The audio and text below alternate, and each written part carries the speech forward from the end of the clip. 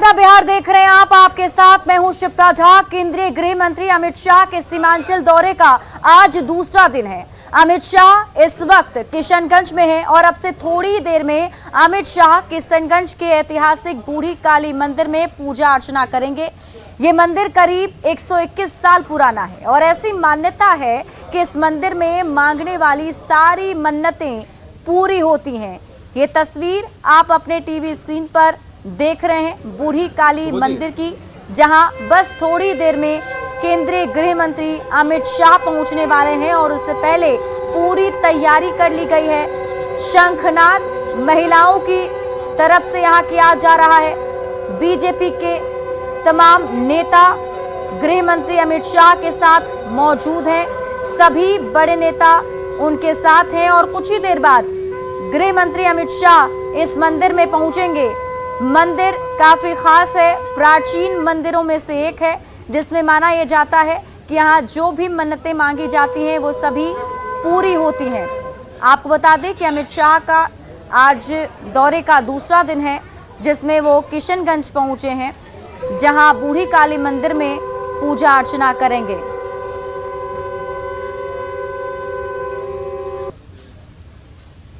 और हमारे सहयोगी आनंद अमृतराज लगातार मंदिर से बने हुए हैं, वहां से सीधी तस्वीरें दिखा रहे हैं। क्या कुछ तैयारियां चल रही हैं वो भी बता रहे हैं। एक बार फिर से आनंद का रुख करेंगे। आनंद, अभी अमित शाह कहां पर हैं, क्या जानकारी मिल पा रही है? कौन कौन लोग उनके साथ मौजूद हैं और कितनी देर में मंदिर पहुंचेंगे?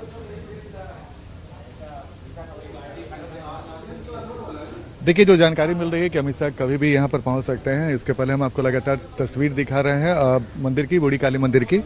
और जो जानकारी मिल रही है, चूँकि जो सिक्योरिटी के लोग अलर्ट मोड में हैं और कभी भी यहाँ पर पहुँच सकते हैं, क्योंकि उन्हें SSB इंडो नेपाल बॉर्डर भी जाना है। तो उसके पहले 9:40 में हम लोग को टाइम बताया गया था, लेकिन अभी 10 बज रहे हैं।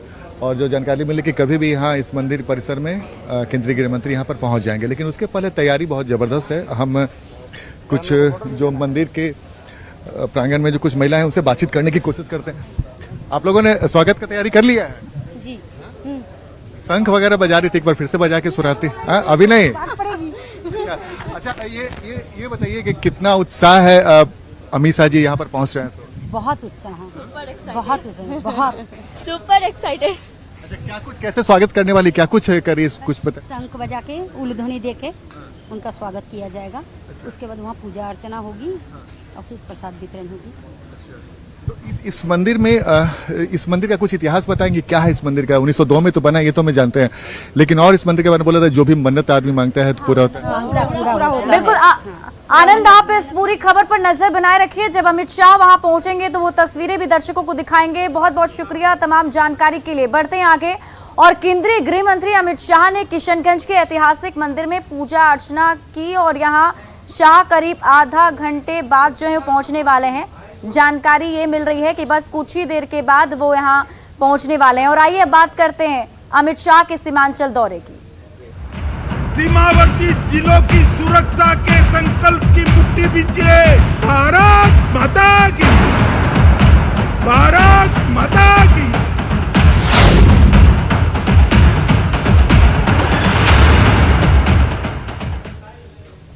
और 2024 का लोकसभा चुनाव अभी करीब 1.5 साल दूर है, लेकिन चुनाव अभियान का शंखनाद हो गया है। नीतीश कुमार विपक्ष को एकजुट करने में जुटे हैं तो बीजेपी अपनी कोर वोट बैंक को कंसोलिडेट करने और नए वोटरों को लुभाने में जुट गई है, जिसका शानदार शो कल सीमांचल के पूर्णिया में हुआ।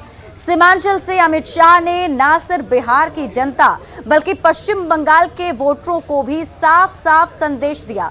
जन भावना रैली में केंद्रीय गृह मंत्री अमित शाह ने लोगों को जंगल राज की याद दिलाई और लालू नीतीश पर जोरदार प्रहार किया। सीमावर्ती जिलों की सुरक्षा के संकल्प की मुट्ठी बीचे भारत माता की, भारत माता की।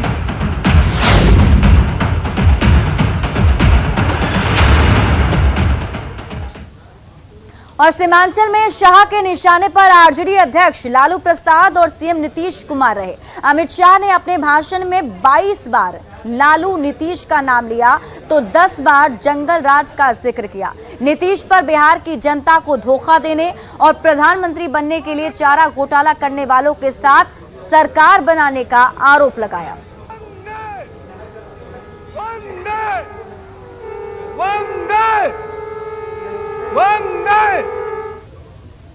पूर्णिया से अमित शाह ने मिशन 2024 का आगाज कर दिया और अपने 31 मिनट के भाषण में अमित शाह ने आगे की सियासत की पूरी रेखा खींच दी।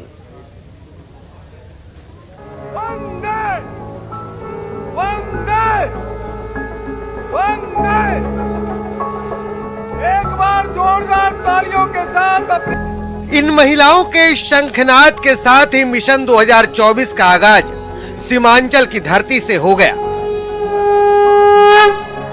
पूर्णिया के जनभावना सभा के मंच पर जैसे ही अमित शाह पहुंचे, रंगभूमि मैदान शंख की ध्वनि से गूंज उठा। एक बार जोरदार तालियों के साथ अपने यशस्वी गृह मंत्री अमित शाह जी का स्वागत करेंगे। भाइयों, मंच पर मौजूद बिहार की जनता सुपड़ा साफ करने वाली है और 25 के चुनाव में भी हम पूर्ण बहुमत के साथ यहां भारतीय जनता पार्टी की सरकार बनाने जा रहे हैं। अमित शाह ने पूर्णिया के रंगभूमि मैदान से 2025 के चुनाव का खाका भी खींच दिया। आपकी पार्टी आएगी, बिहार में खिलेगा तो केवल मोदी जी का कमल खिलेगा, कमल खिलेगा। लोकसभा चुनाव में अभी तकरीबन 1.5 साल देर है, लेकिन अमित शाह 2024 और 2025 में होने वाले लोकसभा और विधानसभा दोनों चुनाव का पूरा फुल प्रूफ प्लान लेकर पहुंचे थे। शाह ने सीमांचल वासियों से लालू नीतीश की सरकार को उखाड़ फेंकने का संकल्प भी लिवाया। मुझे बताइए, हाथ उठाकर सभी लोग मोदी जी के साथ हैं? जोर से बोलिए है, तो मेरे साथ दोनों हाथ उठाइए। 24 के चुनाव में लालू नीतीश का सुपड़ा साफ करने का संकल्प का मुट्ठी भींचिए और प्रचंड आवाज से बोलिए, भारत माता की, भारत माता की, भारत माता की। बिहार में जेडीयू से नाता टूटने और सत्ता पलटने के बाद बिहार में बीजेपी की यह पहली बड़ी रैली थी, जिसमें अमित शाह ने लालू नीतीश की सरकार पर आक्रमण कर आगे की रणनीतियों की लकीर खींच दी। न्यूज़ 18 के लिए पूर्णिया से कुमार प्रवीण और आनंद अमृतराज की रिपोर्ट। और अब आप सीमांचल में शाह की रणनीति को समझिए। सीमांचल में बड़ी रैली कर शाह ने न सिर्फ विरोधियों के तुष्टीकरण की नीति पर प्रहार किया, बल्कि हिंदू वोटरों को एकजुट करने की कोशिश भी की। उन्होंने पीएफआई की आतंकवादी और अलगाववादी सोच से न सिर्फ लोगों को आगाह किया, बल्कि विरोधियों पर इस सोच को बढ़ावा देने और इन्हें संरक्षण देने का भी आरोप लगाया। साथ ही उन्होंने कहा कि सीमांचल में अल्पसंख्यक बन चुके हिंदुओं को डरने की बिल्कुल भी जरूरत नहीं है, क्योंकि मोदी सरकार उनके साथ खड़ी है। सीमांचल से शाह ने अवैध बांग्लादेशी घुसपैठ पर भी वार किया और कहा कि उनकी सरकार हर हाल में इसे रोकेगी। सीमांचल में शाह ने लालू नीतीश के असर को भी डिफ्यूज करने की कोशिश की। उन्होंने नीतीश पर सत्ता के लिए हर तरह के समझौते करने और बारी बारी से सबको धोखा देने का आरोप लगाया। उन्होंने नीतीश कुमार पर भ्रष्टाचारियों और जंगल राज के आरोपियों की गोद में बैठने का भी आरोप लगाया।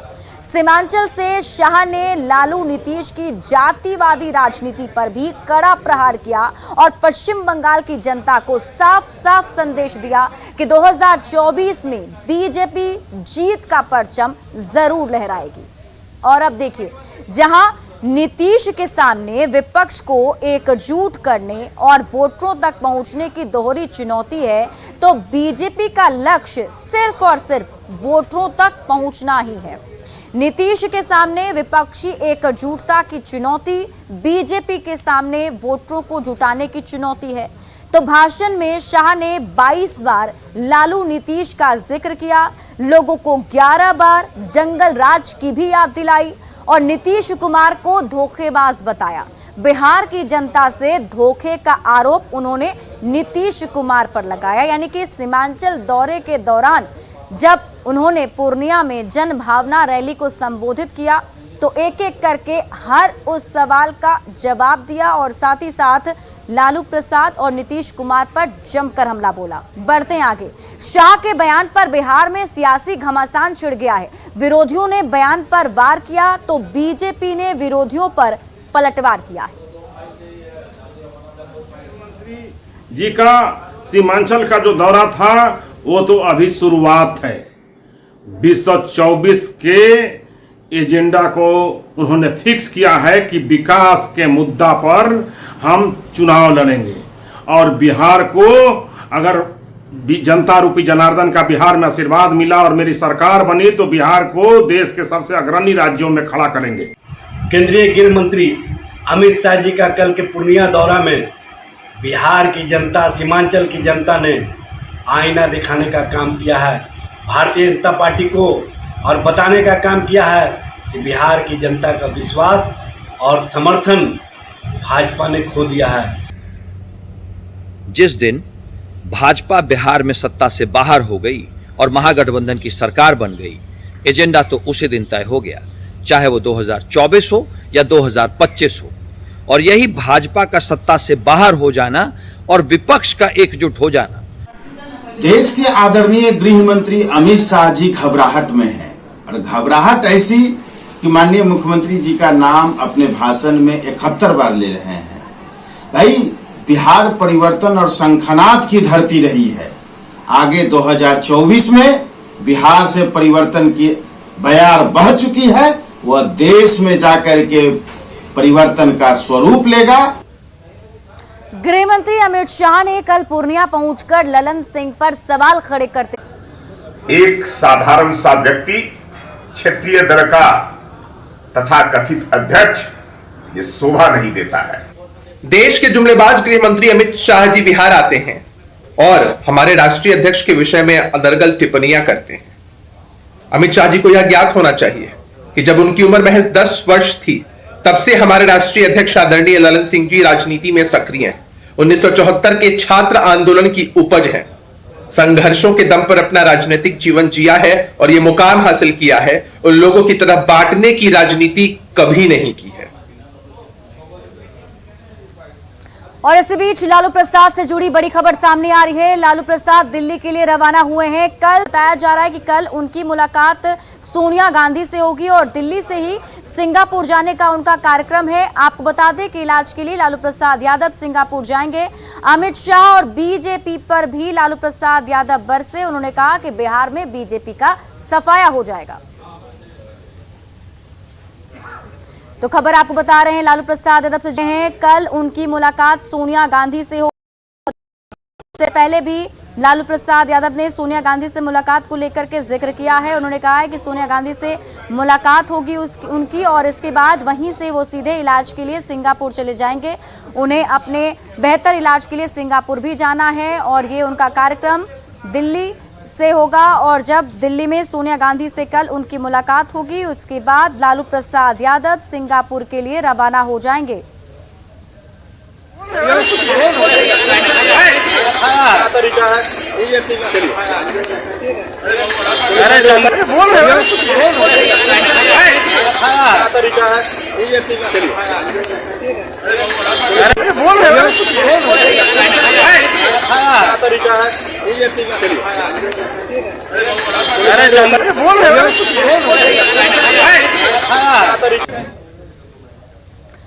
और संवाददाता रवि एस नारायण हमारे साथ फोन लाइन पर जुड़े हुए हैं। रवि, क्या जानकारी है? जिस तरीके से देखिए अब मुलाकात होनी है सोनिया गांधी की, लालू प्रसाद यादव उनसे मुलाकात करने जाएंगे, इस पूरे कार्यक्रम को किस तरीके से देखा जाए? देखिए, एक तरफ गृह मंत्री जो हैं अमित शाह बिहार के दौरे पे है, 2 दिवसीय दौरे पर, और आज भी बिहार में रहेंगे। किशनगंज में उनका पार्टी जी का कहना है कि जो भी बीजेपी यहाँ पे कर रही है उसमें साजिश दिखाई पड़ती है और 2024 में बीजेपी का सफाया हो जाएगा। तो एक ढंग से कहें तो यहाँ पे इससे पहले कि सबको पता है कि कल जो है वो सोनिया गांधी से नीतीश कुमार, लालू प्रसाद यादव दोनों एक साथ मुलाकात करेंगे। उसके बाद जो है वो सिंगापुर के लिए अपने इलाज के लिए रवाना होंगे। तो विपक्षी एकजुटता को एकजुट करने के लिए नीतीश कुमार जो मुहिम छेड़े हुए हैं, उसके साथ लालू भी अब एक साथ सोनिया गांधी से मुलाकात करेंगे, जो बड़ी मुलाकात मानी जा रही है। उससे पहले बीजेपी पर ये बड़ा हमला किया है। जी चलिए, बहुत बहुत शुक्रिया तमाम जानकारी के लिए रवि। बढ़ते आगे, चुनाव आयोग ने राजनीतिक दलों को मिलने वाले चंदे को लेकर अधिक पारदर्शिता बरतने के लिए कमर कस ली है। इस संबंध में चुनाव आयोग ने भारत सरकार को एक प्रस्ताव दिया है, जिसमें चुनाव आयोग ने गुमनाम चंदे की सीमा 20,000 रुपए से घटाकर 2,000 रुपए कर दी है। फैसला लिया गया है, चंदा की राशि 2,000 से ऊपर अगर लेते हैं तो उनको बताना पड़ेगा कि कहां से कैसे लिए। लेकिन आज बेचैनी क्षेत्रीय दलों को लोगों को बढ़ गया है और वो आरोप भी लगा रहे हैं सरकार पर कि वो लोग छोटी पार्टी को समाप्त करना चाहते हैं। मैं स्पष्ट कर देना चाहता हूं कि आपको घबराने की आवश्यकता नहीं है। छोटी पार्टियां भी चंदा लेती है, बड़ी पार्टियां भी चंदा लेती है। आपको लेखा जोखा रखना है।